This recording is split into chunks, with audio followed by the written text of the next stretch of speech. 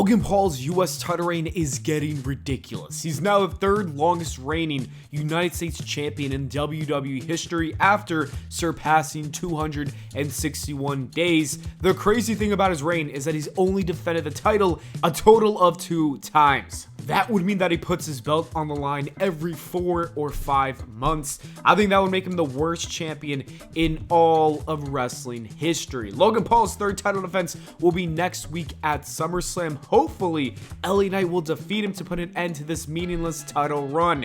It would probably be a good thing to never see Logan Paul win a WWE championship ever again. Another person who should never win a WWE title again is Roman Reigns, because he also had a long championship reign that didn't have too many title defenses. In his 1,316-day championship run, he only had 32 title matches. That does not sound too bad because the average would be about 41 days, but things get interesting when you break it down. Let's look at how many title defenses he had each year. In 2020, he had the belt for 4 months. In those 4 months, he had 5 title defenses. In 2021, he defended the title 13 times in 12 months, which is pretty good. In 2022, we saw that number drop to 7. 2023 was even worse. He defended the championship 5 times in 12 months. And then in 2024, for the 4 months he was a champion, he only had 2 title matches before losing it to Cody Rhodes. As you can see, Roman's title run started off great. He was defending it a lot of times, but it slowly became hard to support the tribal chief because he was never there defending the belt. Therefore, his championship reign is not too impressive. To put things into perspective, let's compare that to Hulk Hogan's 1,474-day title reign. He defended that a total of 468 times. That tells you a lot about Roman's championship run. Roman's Shield brother Dean Ambrose also had a long title reign that did not have too many title defenses. In 2013, Ambrose won the United States Championship, and it looked like that things were going to be great for the mid-card belt because the Shield was one of the hottest things in wrestling at the time, and so you thought it would be highlighted in that group. Unfortunately, the group's popularity is what actually led to the title becoming an afterthought and pretty much the demise of that belt. The WWE was more focused on their 6-man tag matches more than the United States title. Ambrose technically had a decent amount of title defenses. In his record-breaking 351 days as a champion, he would go on to defend the title 15 times. However, it is worth mentioning that 8 of those 15 matches he would lose by disqualification.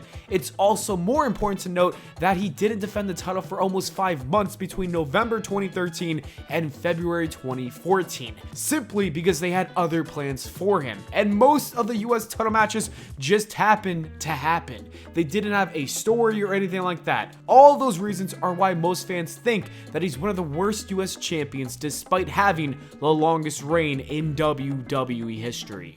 Let's move on to Chyna's interesting women's championship run in 2001. At WrestleMania 17, she defeated Ivory to become the champ, and then she would go on to defend that title only 3 times. It's even hard to tell just how long her reign was because WWE just simply never signed her to a new contract. Once her old one expired, she left, and so did the women's championship.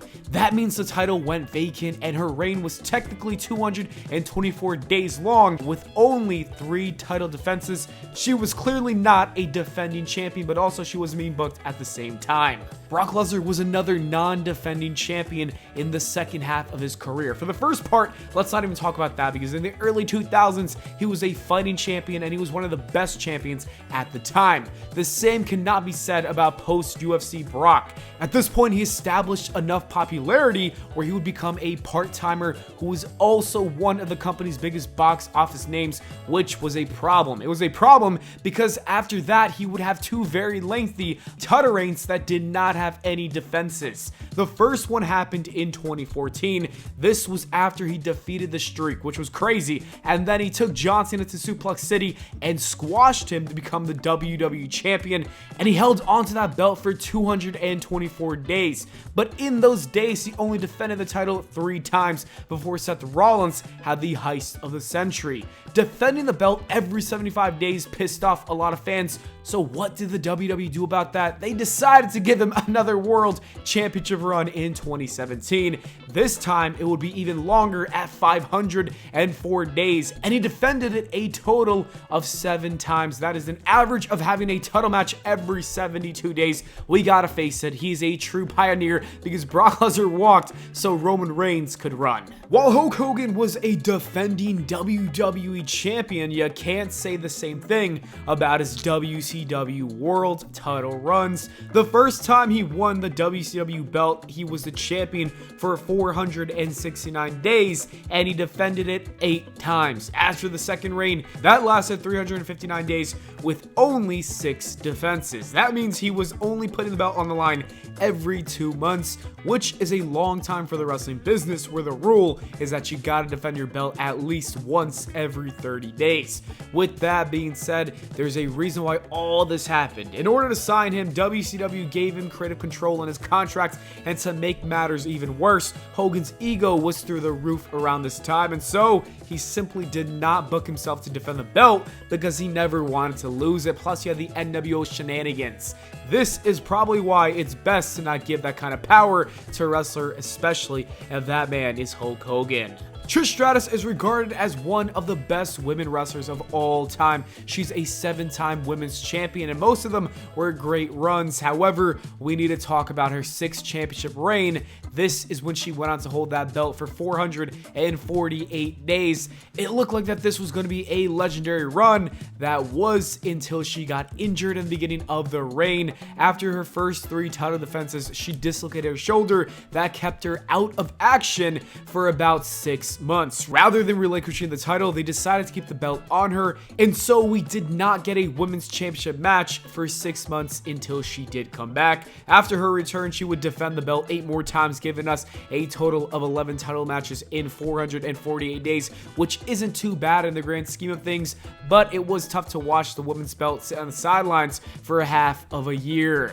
Shinsuke Nakamura and mid-card title reigns do not mix well. We're going to focus more on his IC title runs. The first one happened in 2019. It lasted 201 days, and he would defend it a total of 4 times, meaning we would see a title match every 50 days. At one point, he didn't even have a match for 3 months. What was the reason behind this? Was he injured? No, that was not the reason. WWE just simply did not put him on TV or in any matches. You would think he would redeem himself when he won the belt again in 2021. That reign was 182 days long, but it only had 2 title defenses. Similar to his last reign, there was no reason for this lackluster run other than WWE having no desire to put the champion in championship matches. Shinsuke Nakamura might be one of the worst IC champions of all time. Braun Strowman's the last person in this video. He technically won the greatest Royal Rumble championship in 2018. He has not defended that title since then, which is 2,281 days. That would give him the longest reign of all time